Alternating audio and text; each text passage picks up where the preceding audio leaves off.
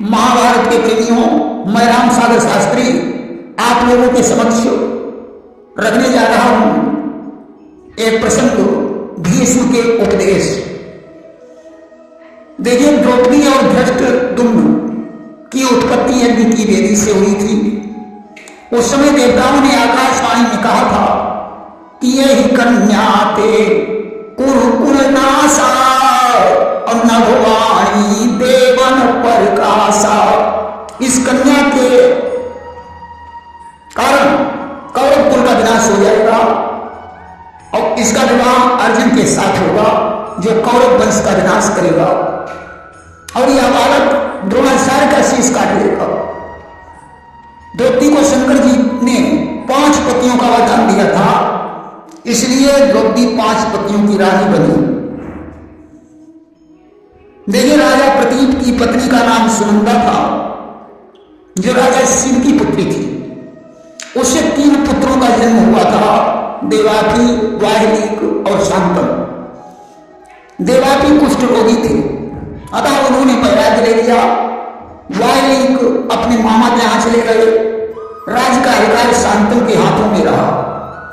शांतनु की मृत्यु के पश्चात वाहिनीक और भीष्म ने राज्य की देखभाल की, जिनके प्रताप से सभी राजा डरते थे। जब धृतराष्ट्र और पांडु बड़े हुए तो भीष्म और वाहिनीक ने पांडु को सिंहासन पर बैठा दिया। एक दिन भीष्म से परामर्श लेकर राजा पांडु अपनी पत्नी माद्री के साथ उत्तर दिशा को शत्रुघ्न सेना लेकर विजय करने गए। सारे राजा उन्हें कर देने आए। अगली बार पांडु शिकार के लिए जंगल में गए। वहां एक ऋषि अपनी पत्नी के साथ हिरण और हिरणी बनकर संसर्ग कर रहे थे। पांडु ने हिरण के बाण मारा, असली रूप प्रकट हो गया। ऋषि ने पांडु को श्राप दे दिया कि जब तुम अपनी पत्नी से संसर्ग करोगे तो तुम्हारी भी मृत्यु हो जाएगी। अब तो पांडु ने दोनों पत्नियों सहित मानसरोवर को प्रस्थान किया और सन्यासी बन गए। उस समय कुंती ने दुर्वासा ऋषि के आकर्षण मंत्र से वंश चलाया। भूल से इन्होंने मातृ से संसर्ग कर लिया और इनकी मृत्यु हो गई। आज कृष्ण ने बलराम से कहा, भैया अब तुम ही बताओ, जब पांडु के पुत्र राज्य के योग्य हो गए हैं तो उन्हें उनका अधिकार क्यों नहीं मिलना चाहिए? क्या सुनकर बलराम शांत हो गए। देखिए, भानुमति जो दुर्योधन की पत्नी थी वह अधिकार देना चाहती थी, परंतु धृतराष्ट्र की इच्छा नहीं थी। भानुमति ने दुर्योधन से कहा था कि अंध बधिर हठशीलयनानी अक्रूर बुद्धि कृपणयरुकामी मत्त प्रमत्त जरठ पसरे और नीच प्रसंगी और मति भोरे। अंधा बहरा हठी नामहीन क्रूर कुबुद्धि कंजूस कामी मत्त प्रमत्त अतिवृद्ध, दूसरों के वश में रहने वाला तथा नीच का साथी, इनकी बात कभी नहीं माननी चाहिए। तुम्हारा पिता तो जेल में डालने के योग्य है, परंतु दुर्योधन ने भानुमति को फटकार दिया और बोला कि सुई अग्रमय उठी है जेती और बिना युद्ध हम दिहई न देती। मैं सुई के नोक के बराबर भी घूम बिना युद्ध के नहीं दूंगा। भानुमति समझ गई कि अब इनका विनाश होना निश्चित है। देखिए, जब दुर्योधन ने विराटपुर पर चढ़ाई की थी तो वाल्मीकि भी युद्ध करने गए थे। जब दुर्योधन वहां से परास्त होकर लौटा तो इसे बहुत बड़ा दुख हुआ। इसने विचार किया कि अब मुझे आत्महत्या कर लेनी चाहिए। उसी समय दैत्यराज अलंबुस आ गया। उसने कहा, राजन तुम चिंता क्यों करते हो? भीम ने हमारे भाई प्रकाशक को मारा है, इसलिए मैं अपना बदला लेने के लिए तुम्हारे साथ हूं। तुम निर्भीक होकर युद्ध करो।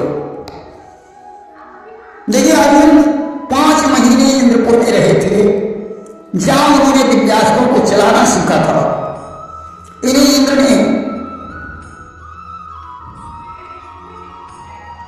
मुकुट और माला, अदिति ने कुंडल, गरुड़ ने अच्छे कर्कश, अग्नि ने खंडित धनुष, शिवनी नंदी घोष रथ दिया था। वहीं युद्ध के दौरान भगवान कृष्ण ने अर्जुन को देवदत्त शंख, युधिष्ठिर को श्वेतवादी हाथी, नकुल और सहदेव को एक एक घोड़ा और एक एक तलवार तथा भीम को ब्रह्मपर्वा की गदा प्रदान की थी। देखिए, अर्जुन को 10 नामों से संबोधित किया जाता है। कहा जाता है कि एक बार सत्यभामा के उठने पर भगवान कृष्ण ने अर्जुन से पारिजात के पुष्प मंगवाए।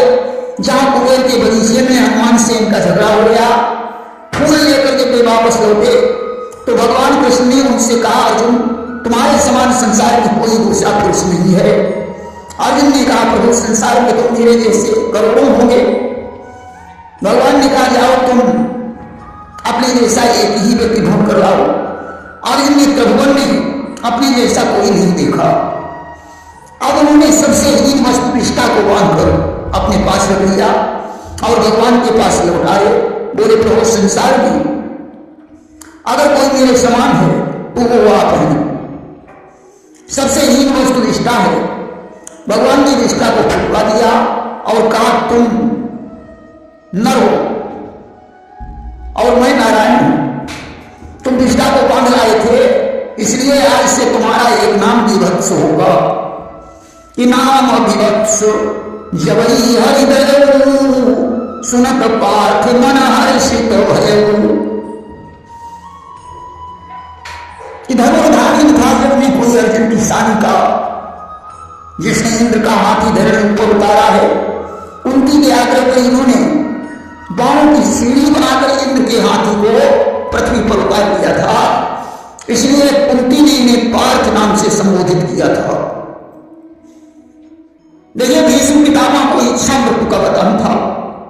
उन्होंने उत्तरायण में सूर्य आने के समय अपना शरीर छोड़ने का निश्चय किया था।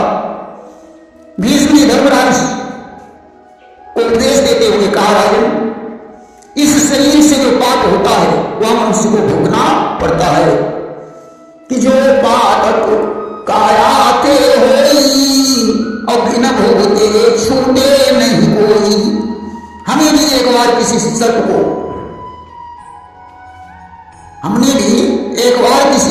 धनुष की नोक से उठाकर जलदेवी पर डाल दिया था। उस पाप के कारण मुझे सरसैया पर बैठना पड़ा। राजन, जहां अन्याय हो रहा हो, मनुष्य को उस सभा में कभी नहीं बैठना चाहिए। यदि बैठता है तो उसे विद्रोह करना चाहिए, अन्यथा बहुत बड़ा पाप लगता है। कभी भूलकर भी अन्यायी और दुष्ट का अन्न नहीं खाना चाहिए। अगर कोई खाता है तो उसकी बुद्धि भी वैसी ही हो जाती है। यथा अन्नम तथा बुद्धि, यथा जलम तथा मनम। जैसा अन्न खाओगे वैसी बुद्धि बनेगी, जैसा जल पियोगे वैसा मन बनेगा। उन्होंने परमहंस महात्मा द्वारा हार छुड़ाने का इतिहास सुनाया और कहा, राजन, द्रौपदी के चीरहरण के समय दुर्योधन का अन्न खाने से मेरी बुद्धि भी बिगड़ गई थी। भीष्म बोले, राजन, राजा को प्रजा का पालन पुत्र के समान करना चाहिए और मंत्री को अपने राजा को सही सलाह देनी चाहिए। देखिए, चारों वर्णों को भगवान ने ही जन्म दिया है। इन्हें अपने अपने कर्मों पर अडिग रहना चाहिए। चारों वर्णों में ब्राह्मण बड़ा है। ब्राह्मण का कर्तव्य क्या है? भीष्म ने कहा कि संतोषी शांत संयमी हो व्यसन पठन अनुपाठन का, ब्रह्म का बोध शुभदान हवन संध्या है कर तब ब्राह्मण का। ब्राह्मण को संतोषी, संयमी, वेद पाठी, ब्रह्मविद, दानी, यज्ञ, हवन और संध्या करने वाला होना चाहिए। क्षत्रिय और वैश्य का क्या कर्तव्य है कि गोदुज सेवा पृथ्वी पालन क्षत्रिय के लिए बताया है। व्यापार और खेती करना वैश्य का कर्म ठहराया है। गाय और ब्राह्मणों की सेवा तथा पृथ्वी का पालन क्षत्रिय का कर्म है। व्यापार और खेती करना वैश्य का कर्म है। तीनों वर्णों की सेवा ही शूद्र को शास्त्र बतलाता है। जातीय कर्म पूरा करना मुक्ति की ओर ले जाता है। तीनों वर्णों की सेवा करना शूद्र का कर्म है। जातीय कर्म करने से ही मनुष्य की मुक्ति होती है।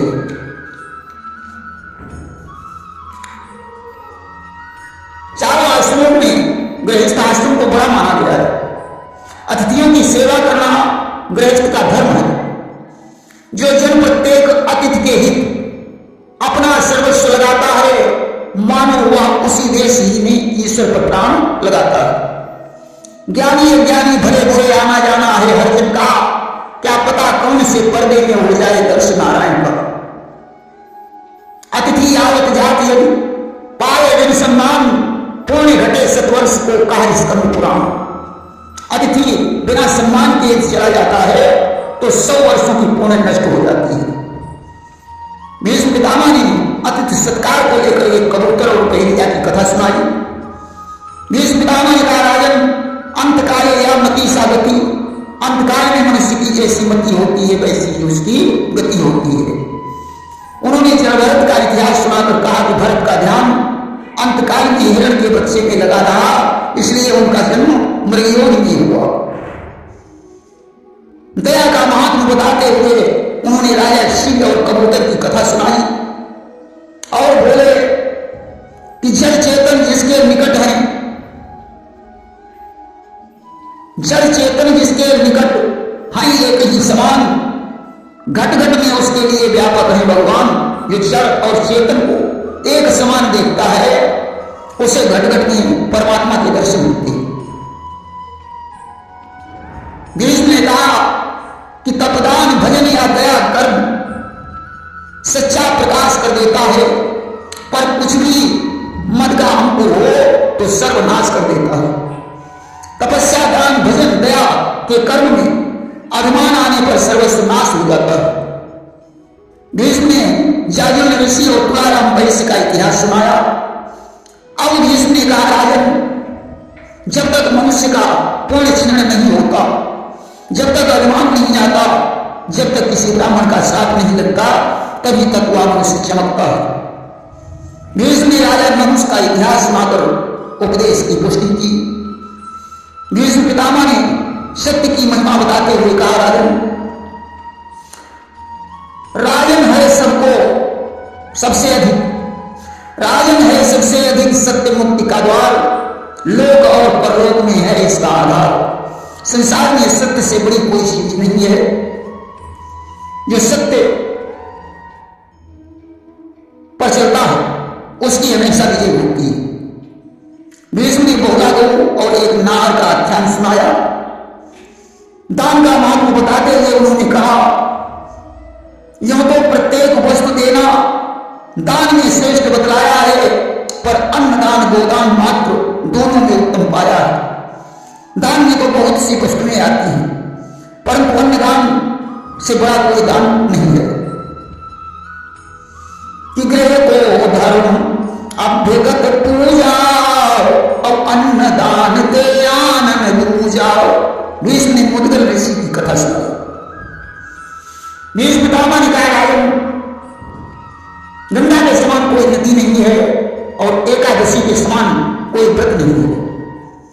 कि गंगा परे नदी को नहीं कोई और एकादशी सम व्रत नहीं होई। गंगा की महिमा बताते हुए उन्होंने कहा कि जिस घर में गंगा का जल हो उसमें न व्याधियां आती हैं, जब पूजन और ध्यान ही से सिद्धियां प्राप्त हो जाती हैं। जिसके घर में गंगा जल हो वहां व्याधियां नहीं आती हैं।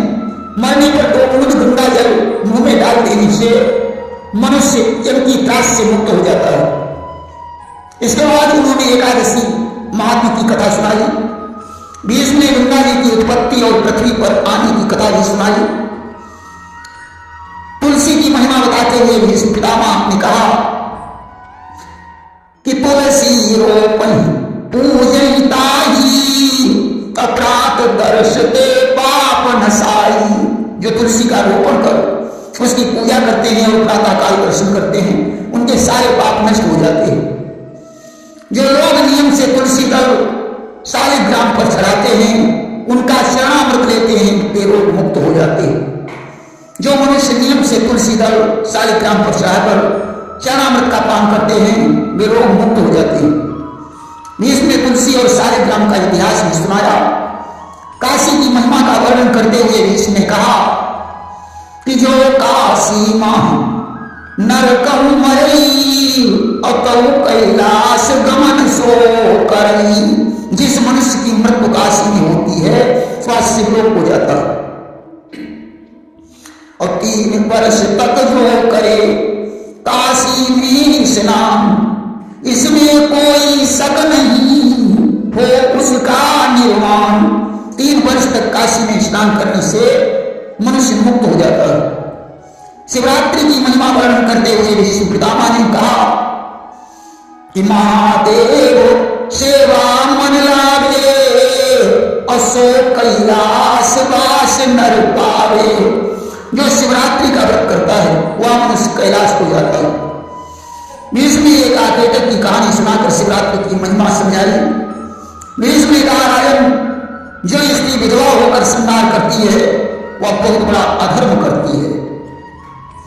कि विधवा हुई जो करई सिंगारा अजानम सब अधर्म को सारा। गुरु की महिमा बताते हुए भीष्म पितामह ने कहा कि हरि गुरु ब्रह्मा विष्णु समाना अभिन्न भाव को नहीं जाना। गुरु ब्रह्मा विष्णु और महेश के समान है। भीष्म ने कहा राजन, अब मैं लक्ष्मी का स्थान बता रहा हूं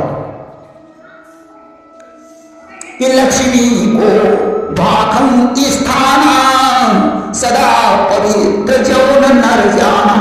जो मनुष्य अंदर बाहर से पवित्र है, 7 वर्ष की कन्या की जो सेवा करता है उसे दान देता है, गुरु की सेवा करता है, जिसकी पत्नी पतिव्रता है, जो गाय और ब्राह्मण की पूजा करता है, जो मंदिर का निर्माण करवाता है, जो किसी की निंदा नहीं करता, लक्ष्मी उसके घर में स्थिर रहती है। टिकाऊ की निंदा नहीं करी अता के ग्रह लक्ष्मी संचरई। भीष्म ने कहा लक्ष्मी किसके घर में नहीं टिकती है कि जाके सदा युवा मन भावे असुरा पान चित्त लगावे। जो मनुष्य ज्ञानी है, सुरापान करता है, व्यभिचारी है, अमावस्या संक्रांति ग्रहण के समय एकादशी के दिन संसर्ग करता है, देवताओं और गुरु को नहीं मानता है, लक्ष्मी उसके घर से भाग जाती है। इस प्रकार भीष्म पितामह ने धर्मराज को बहुत से उपदेश दिए और स्वर्ग को चले गए। धर्मराज ने अश्वमेध यज्ञ किया, उनका एक छत्र राज्य हो गया। धीरे धीरे द्वापर का अंत आ गया। भगवान कृष्ण ने धर्मराज से कहा कि कलयुग में मनुष्य की बुद्धि शासन पर बदल जाएगी। मनुष्य लोगों के मध्य चोर होकर दिन रात कुकर्मों में लगे रहेंगे, लोकलाज नष्ट हो जाएगी कि ये वन मदवश करें कुकर्मा और तजी हनी देश लोक कुल सर्मा। ब्राह्मण वेद पाठी न होकर खेती करने लगेंगे, क्षत्रिय क्षत्रित्व को भूल जाएंगे, मलेक्ष राजा बन जाएंगे कि वीरहीन क्षत्रिय हुई जई और तब ही मलेक्ष नृपति कह गई हैं। वैश्य ब्राह्मण और देवताओं की सेवा करना भूल जाएंगे, शूद्र ब्राह्मण बनने का प्रयास करने लगेंगे कि वैश्य देव दुज सेवा ही नाम और कहीं है शूद्र ब्रह्म हम छीना। और इतना ही नहीं, विधवाएं श्रृंगार करने लगेंगी, कन्या कुआरेपन में ही संतान को जन्म देने लगेंगी कि नारी धर्म शो विधवा करी हैं कन्या गर्भ कुमारे ही धरी हैं। ऐसा समय आ जाएगा। इस बात को सुनकर धर्मराज भयभीत हो गए और उन्होंने हिमालय पर जाने की यात्रा करने का विचार किया। कृष्ण को परम धाम को चले गए, पांडव हिमालय पर चले गए। प्रेम से बोलिए वृंदावन बिहारी लाल की जय।